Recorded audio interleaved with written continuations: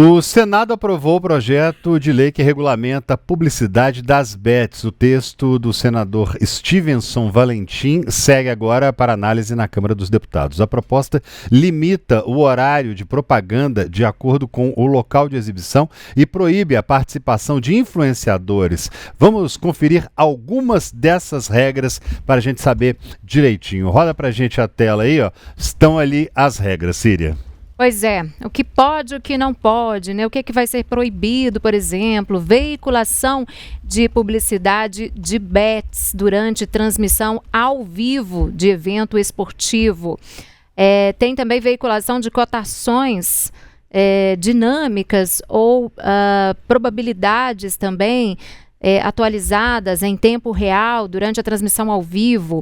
Veiculação de publicidade em suporte impresso. Outro ponto, impulsionamento de conteúdo fora dos horários permitidos, ainda que originado, né, de canais oficiais dos operadores de apostas.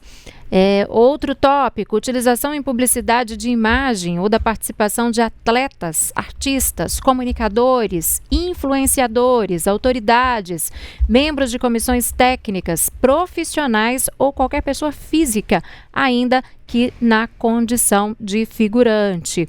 E aí tem a exceção, né?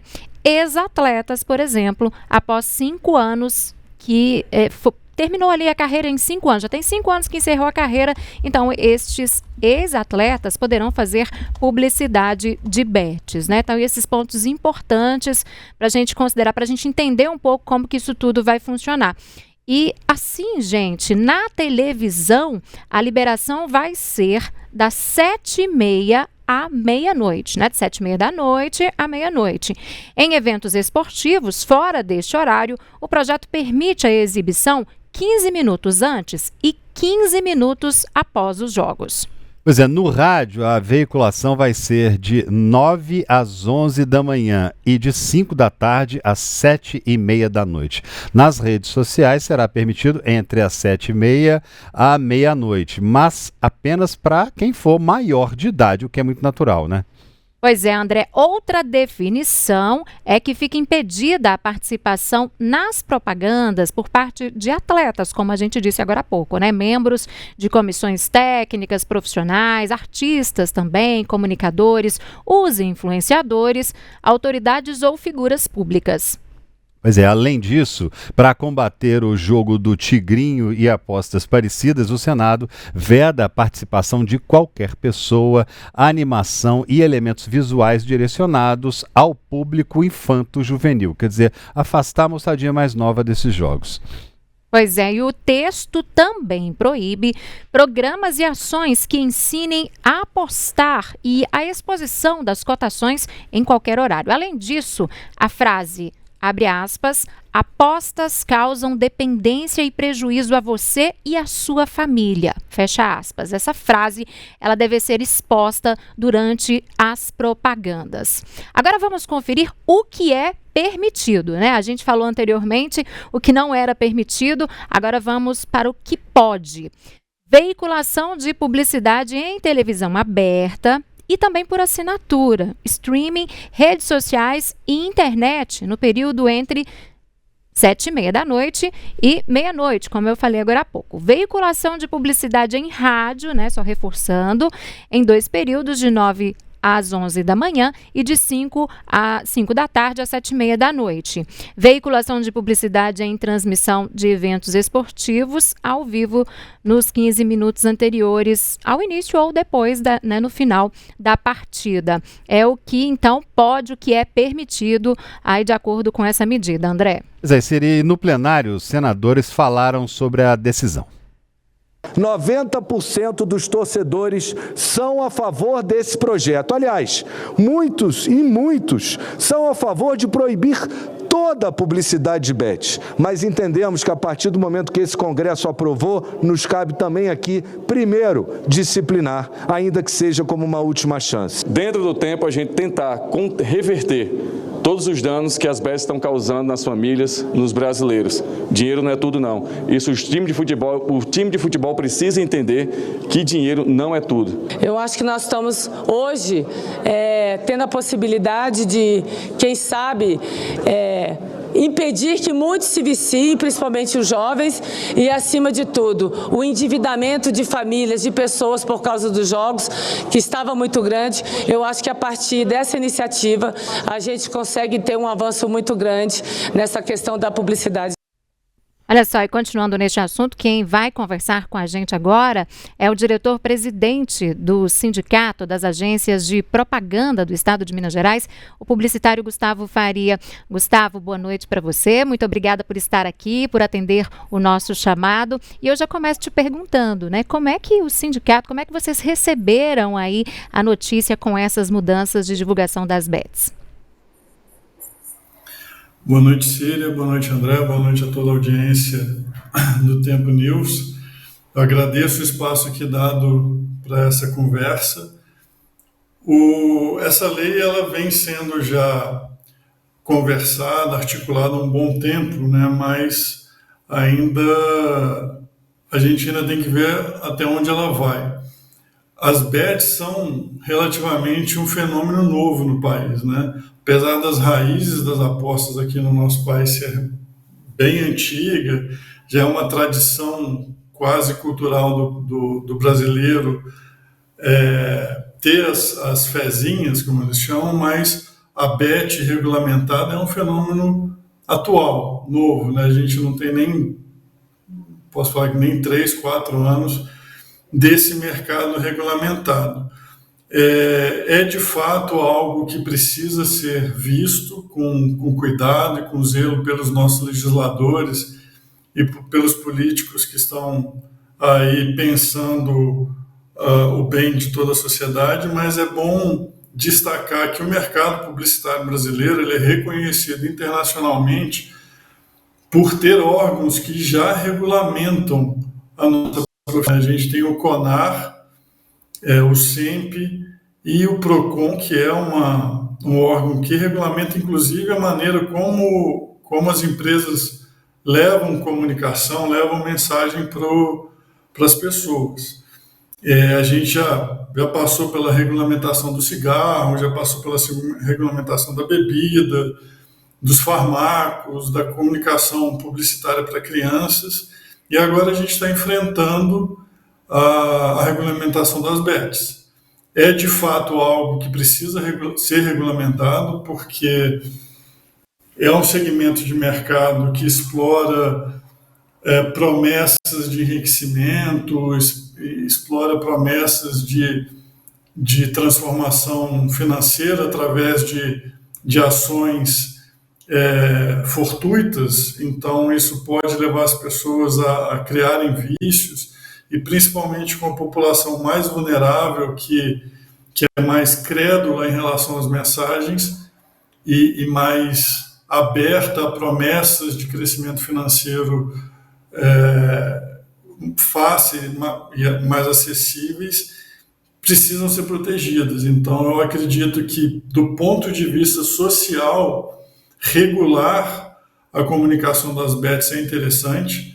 Do ponto de vista de mercado, como um empresário do setor, isso acaba tirando um bolo das agências e de toda a cadeia da comunicação, mas nos leva a desenvolver ações mais responsáveis, uma comunicação mais ética e que seja benéfica ao bolo e ao grosso da população brasileira. Ô Gustavo, de um modo geral, essas formas de regulamentação que a gente viu agora em relação aos horários, a gente sabe, né, que internet não tem hora, né? A gente entra na internet a qualquer momento e está lá as propagandas, seja ela de bet, seja do que for. Como é que vocês viram essa forma de regulamentação, essa forma de modificar os horários ali? Vocês viram de forma positiva? Vai adiantar alguma coisa na prática ou não?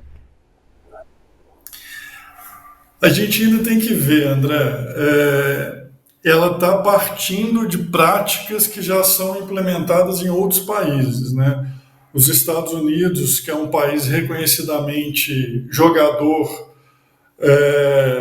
tem regulamentação forte, e muitas das propostas nessa lei que foi colocada hoje bebem um pouco dessa fonte. A União Europeia e diversos países europeus também têm regulamentações fortes nesse setor, e a comunicação vai se adequando, todos nós vamos aprendendo. O mundo digital hoje ele é um mundo muito difícil de ser regulado, né? A gente vem discutindo há um bom tempo não só a regulamentação da comunicação das bets no digital, mas a própria regulamentação da mídia digital, né? Que é muito difícil de ser regulada, avaliada, monitorada. A comunicação é muito dinâmica, muito rápida, ela parte de princípios de caos, a gente não consegue ter um controle real de tudo que está sendo falado, mas eu acredito que é um começo. É importante a educação da população em relação às bets, né? As bets não são necessariamente um mal social, elas são algo que a sociedade tem que aprender a lidar com isso. A gente precisa melhorar a educação, não só a educação básica da população, mas também a educação financeira, para elas entenderem esse tipo de serviço que é oferecido a elas. Mas o fato de essa lei propor regular a participação de personalidades já é um passo muito importante para a gente ter uma cautela maior em como as bets e a mensagem do enriquecimento fácil chega até essas pessoas, né? Porque nós temos uma população hoje que é extremamente, eu vou falar uma expressão em inglês que é gullible, que é muito crédula, que ela acredita facilmente nas promessas que vêm de oráculos, né, que são esses influenciadores, e essa ingenuidade pode levar a um comportamento extremamente prejudicial da pessoa, né? Pode gerar um vício e pode acabar fazendo com que a pessoa incorra em atitudes extremamente prejudiciais a ela e à família. Então, eu acho que o fato de regular a participação de influenciadores já é um ganho. A questão de regular o horário de veiculação das mensagens é interessante também, porque se acaba tirando parte da população mais jovem, que é ainda mais vulnerável a mensagens de jogos e de ganhos. Mas, como você disse, André, o digital não dorme, o digital não tem horário, o digital acontece quando você liga o seu celular. Então é algo que a gente vai ter que aprender o que funciona com a prática. Mas eu acredito que o que já foi colocado pelos legisladores no Congresso, principalmente pelo Senado, que foi quem trouxe esse projeto de lei primeiro para apreciação, já é um avanço. Vai dificultar e vai tirar um pouco da verba publicitária, o que entristece bastante o mercado, mas a gente tem meios de recuperar esse valor, recuperar essa verba publicitária de uma maneira mais responsável e ética com a população. Gustavo, é exatamente isso que eu quero perguntar para você, né? Porque a gente viu aí, entre as medidas propostas, muitas questões em relação à restrição de horários, né? 15 minutos antes, 15 minutos depois das partidas de futebol, horários, né, uma restrição pela manhã, pega um pouco da manhã, depois à tarde no rádio, na TV também, tem essa questão das redes sociais, né? E eu queria entender com você se essas medidas realmente forem colocadas em prática, forem efetivadas, né? Como que essas mudanças podem refletir, como que você avalia, né, que pode ser aí o reflexo dessas mudanças no mercado publicitário. Eu falo em termos financeiros, de faturamento. Bom, se a gente pegar o que as bets trouxeram de faturamento para o mercado publicitário é algo que incrementou de maneira destacada. Não tem como a gente negar isso. Eu estava puxando alguns dados.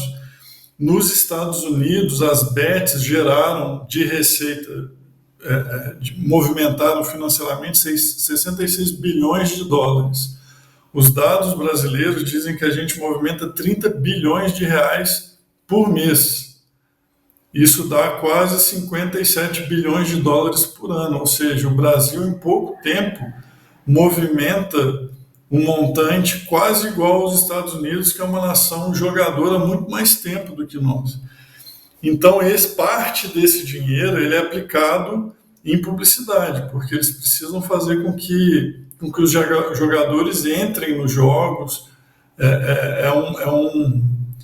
É um mercado de entrantes, né? Eles precisam de entrantes o tempo todo para que a máquina funcione.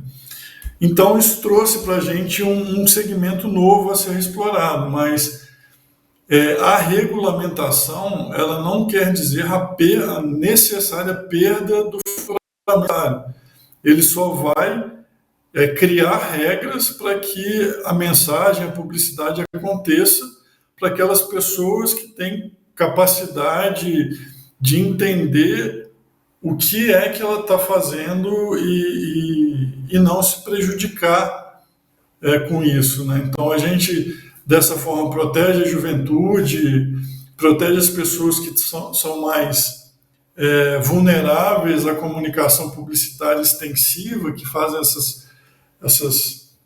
esses argumentos de ganhos através de apostas. Eu acredito que é um começo, Cília. É importante a gente ter um ponto de partida para que a comunicação seja regulada, a gente veja o funcionamento dessas regras e, como tudo no mundo digital, principalmente como tudo no mundo da comunicação hoje, a gente vai se transformando, né? E o nosso grande desafio é fazer com que a legislação acompanhe esse mundo em transformação constante para que as regras não matem um mercado importante, um anunciante que vem trazendo novas formas de comunicar, que vem desenvolvendo o mercado de comunicação, porque a gente vem trabalhando novas ferramentas, novas práticas que acabam se estendendo para outras áreas, mas, de fato, a regulamentação é importante. A gente precisa de uma comunicação das bets mais ética e com um entendimento mais claro do impacto que ela pode ter na vida das pessoas.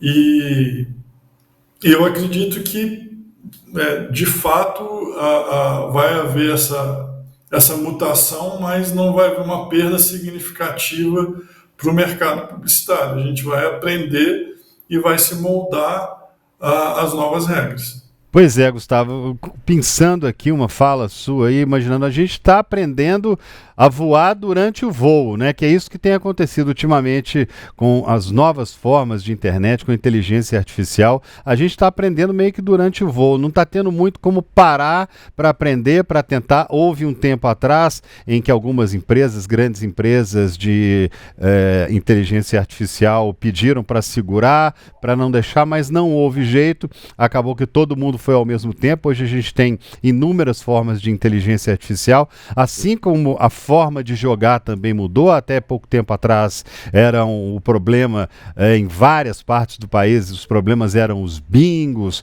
as pessoas fechando o bingo, aqueles caça-níqueis. Isso tudo foi se transformando até a gente chegar na palma da mão, que foi o que aconteceu alguns anos atrás com os smartphones, que trouxeram toda essa tecnologia, esses jogos e esses riscos isso para a palma da mão, assim como de pessoas responsáveis e de pessoas responsáveis, mas que às vezes acabam se viciando de uma forma ou de outra, de crianças, adolescentes que brincam ali com os jogos dos pais. O jeito, as regulamentações vão acontecer, mas vão acontecer à medida em que as mudanças forem acontecendo, só que está acontecendo tudo muito rápido, né? Então, essa forma da gente evoluir, porque a gente não vai evoluir junto com isso. A gente vai ter que aprender ao longo do tempo. A gente até acompanha muitas vezes CPIs, deputados, senadores falando sobre o assunto. Eles mesmos nem sabem muito bem sobre o que estão falando ali, porque de um dia para o outro muda tudo. É uma questão de um jogo novo que mudou a regra, mudou o algoritmo, mudou tudo. A gente teve agora há pouco tempo atrás o padre Patrick indo a CPI das bets, falar que era um problema de saúde pública, né? Um problema sério de saúde pública numa sociedade que está já passando por muitas dificuldades psicológicas, procurando tratamento o tempo inteiro, mas você, como do ramo da publicidade, está vendo também claramente, assim como seus colegas, que há uma necessidade de segurar, de regulamentar para que isso não se torne um problema maior, além de tantos outros problemas que o nosso país já enfrenta, né? Sim, a assunção da tecnologia, como você falou, esse aparelhinho que a gente tem em mãos hoje, ele transformou a nossa maneira de viver o mundo, da educação a como a gente joga. Então, a gente tem que ser muito atento a essas transformações. E felizmente no Brasil a gente tem instituições sérias que atuam quando o poder público não consegue atuar. O CONAR e o SEMP já vêm discutindo e debatendo a publicidade das bets há um bom tempo para encontrar uma solução que autorregule o mercado para sanar os pontos onde a legislação não estava chegando. Agora, com a chegada da legislação, esse nosso trabalho fica mais fácil, mas mesmo quando a legislação falhar, eu acredito que essas entidades vão cumprir o seu papel e buscar uma regulamentação e a conscientização de todos os players que estão nesse mercado, né? A publicidade brasileira é uma publicidade muito responsável, muito ética. Ela é reconhecida mundialmente pela capacidade criativa dela e nós, mineiros, estamos dentro disso com um certo destaque. E também ela é muito reconhecida pelos princípios éticos que aqui a gente pratica. Como eu falei, em mercados mais evoluídos, como o americano, o europeu, eles já vêm há algum tempo discutindo como barrar a comunicação, a publicidade das bets e do gambling, como eles falam lá, e a gente rapidamente já chegou onde eles estão. Se pegar os Estados Unidos, eles são um país que tem os jogos regulamentados há quase 100 anos. E as leis e as normativas deles vêm sendo debatidas desde então, e a gente, em pouco tempo, já conseguiu chegar onde eles estão há muito tempo discutindo. Então, o Brasil é um mercado saudável de comunicação. Lógico que a gente tem problemas, lógico que esses novos entrantes que vêm com a comunicação digital, eles ainda estão crescendo em relação às práticas de compliance e de comportamento ético que a comunicação publicitária brasileira sempre se pautou, e é importante que a gente olhe para isso, né? Porque não só com as bets, mas com todo tipo de comunicação, os canais digitais eles impõem uma dinâmica muito além daquilo que a gente estava acostumado a conviver nos nossos mercados. Então a gente tem que muito rapidamente entender, desentender, aprender de novo para a gente ir se colocando nesse mercado em constante evolução e para que essas práticas elas não venham a prejudicar a sociedade como um todo, por elas serem muito novas e ainda experimentais. Então a gente tem que ter pessoas responsáveis, e é importante a gente reconhecer os publicitários e os comunicadores que têm experiência para ajudar a liderar esses processos de desenvolvimento exponencial da comunicação, mas de forma ética, responsável. Porque não adianta um segmento de mercado crescer exponencialmente como é as bets e acabar matando outros segmentos de mercado, porque acaba empobrecendo a população, acaba causando vícios e uma sociedade mais doente, e a gente ficar à parte e alheio a esses movimentos. Então, nós temos hoje um segmento, uma cadeia econômica muito madura. A comunicação publicitária brasileira ela é muito madura, está adequada e preparada para essas discussões todas. Toda a cadeia de comunicação publicitária se faz representada no Congresso, a gente debate muito, a gente tem representantes que conversam com os senadores, conversam com os deputados, conversam com o Poder Executivo, a gente tem cadeira em diversos grupos de trabalho do Poder Judiciário, porque a gente quer colaborar. Eu acredito que a publicidade brasileira, a publicidade mineira tem muito a contribuir e muito a contribuir nesse diálogo da ética publicitária e de como a gente vai trabalhar a comunicação das bets para que elas continuem gerando faturamento para as agências, para os veículos, faturamento para os players que estão investindo nesse mercado, mas não a cargo do empobrecimento não é esculhambação, mas da exploração das populações mais vulneráveis.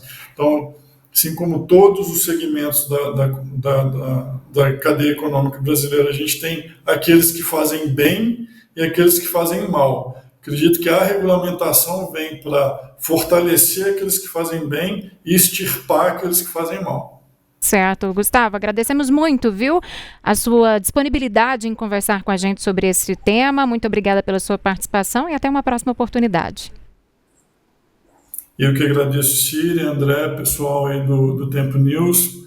Parabéns pelo espaço que vocês colocam para a gente discutir esses temas que são importantes. Só lembrando que o Gustavo Faria, gente, ele é presidente do Sindicato das Agências de Propaganda do Estado de Minas Gerais e é também publicitário. Bom, e agora quem está lá em Brasília e tem mais informações para a gente é o repórter Édio Ferreira Júnior. Boa noite para você, Édio. Nós falamos aqui, então, da regulamentação da propaganda das bets, né? E outro tema importante que temos é o julgamento da regulamentação das redes sociais, né? Já tem uma data definida aí para a retomada desse caso, Édio? Boa noite, Círia, boa noite, André, Larissa e a quem nos acompanha. Tem sim, o presidente da Corte, Luiz Roberto Barroso, aqui do Supremo Tribunal Federal, agendou para o dia 4 de junho, na próxima quarta-feira, a volta dessa matéria para a pauta aqui do plenário do Supremo Tribunal Federal. Essa ação ela tinha sido suspensa por um pedido de vista do ministro André Mendonça em 18 de dezembro do ano passado. Regularmente, assim, pela norma do Supremo, os ministros, com um pedido de vista, têm 90 dias úteis para devolver esse projeto para a pauta. Como a gente teve dali um recesso que começou no dia 20 de dezembro e terminou no dia 31 de janeiro, esse período não é contado. E aí passa a se contar depois que os trabalhos voltam aqui no Supremo. Então ele devolveu na semana passada, na sexta-feira, no dia 26, ele devolveu para julgamento, para colocar na pauta de novo, e ontem o ministro Luiz Roberto Barroso confirmou essa retomada. Essa matéria é uma matéria cara de interesse do presidente, porque ele quer que isso seja decidido ainda enquanto ele estiver sendo presidente aqui do Supremo Tribunal Federal. O Luiz Roberto Barroso fica no cargo até o final de setembro.